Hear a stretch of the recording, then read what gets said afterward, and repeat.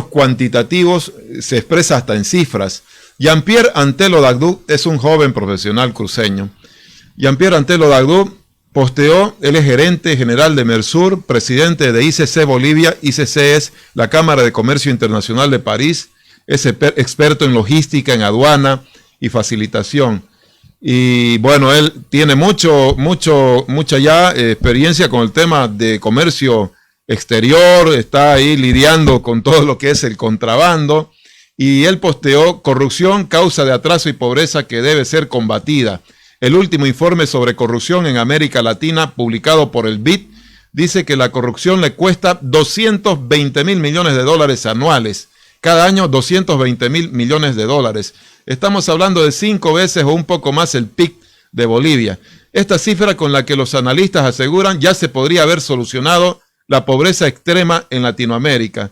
También posteó sobre lo mismo Claudia Pacieri, que trabaja en la CAINCO, y esto nos llamó mucho la atención porque casi no se difunde, ¿no?, el tema de este tipo de actividades. Marcela Reboy, ahí está Claudia Pacieri, también dice: el Banco Mundial ha señalado que la corrupción representa al menos 2.600 millones de dólares, 2.6 billones de dólares anualmente, o el equivalente al 5% del Producto Interno Bruto Mundial. Y según el último informe sobre corrupción en América Latina, publicado por el BID, la corrupción le cuesta, coincide con Jean-Pierre, le cuesta 220 mil millones de dólares anuales a Latinoamérica. Una cifra con la que los analistas aseguran ya se podría haber solucionado la pobreza extrema en Latinoamérica. Conferencia de prensa de los capítulos de América Latina más España. Se reunieron ayer, reflexionaron los de la Cámara de Comercio Internacional de París. Yo no sabía que existía, y más aún que Jean-Pierre era el presidente. Aquí lo tenemos en esta sesión.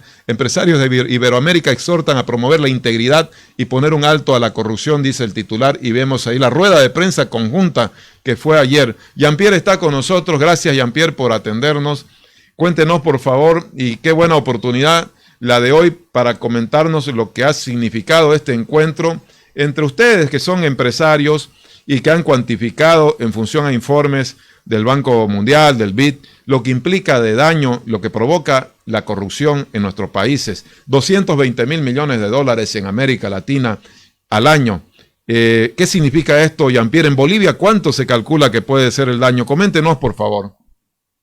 Tufik, muchas gracias por la invitación, por permitirme compartir esta conferencia que tuvimos compartida el día de ayer con todos los presidentes de la región iberoamericana, de los capítulos nacionales de ICC, sobre este flagelo que tiene no solo nuestro país, es un tema de todo el mundo. Ahí muy bien lo decía, la corrupción se lleva el 5% del Producto Interno Bruto. Si le tenemos que pedir a alguien que termine con la pobreza extrema en nuestros países, hay que pedírselo a los corruptos que se llevan este dinero. Y creo que tenemos una gran labor y podemos empezar a conversarlo sobre algunos temas que vimos ayer en la conferencia de prensa, pero la finalidad de esto, que fue del día de ayer a las 11 de la mañana en una conferencia de prensa, con todos conectados a través de los medios digitales, exhortar a nuestras instituciones, a nuestros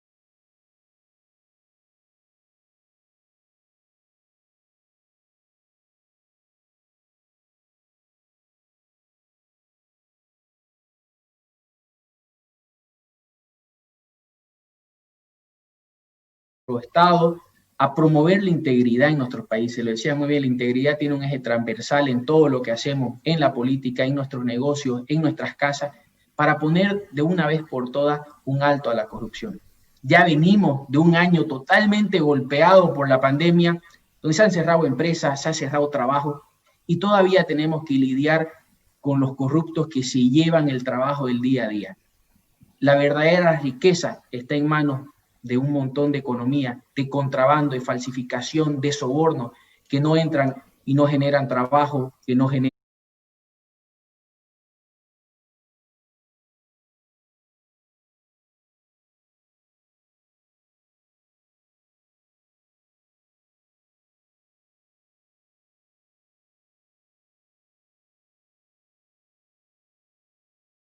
fuentes de empleo, que no generan desarrollo y que no generan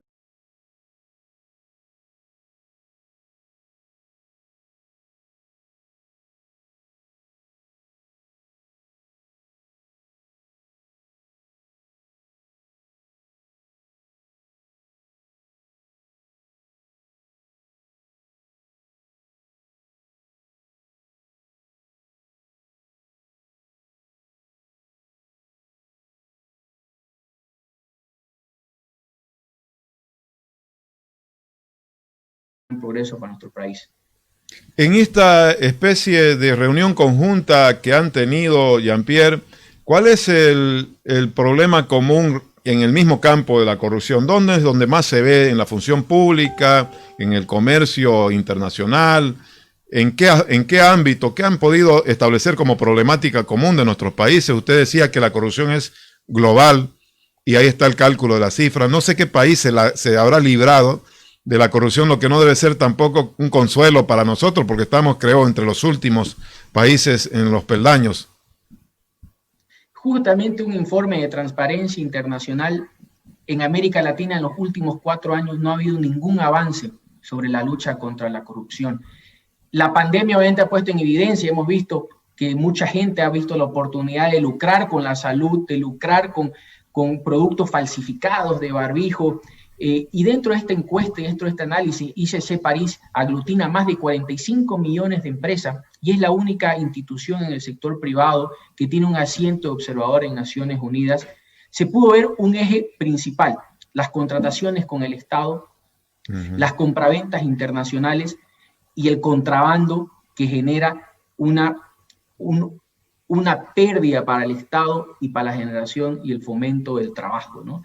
Y nosotros hablamos, y justo lo hablábamos ayer, de que esta estrategia debe tener 3 pilares y 3 ejes, ¿no? Y 3 alianzas. Uno, una alianza tripartita entre el sector público, privado, pero no debemos olvidarnos del ciudadano, de la concienciación ciudadana, porque no existe corrupción sin corruptor. Hay alguien que está incentivando esa corrupción y tenemos que empezar desde casa, de nuestros negocios.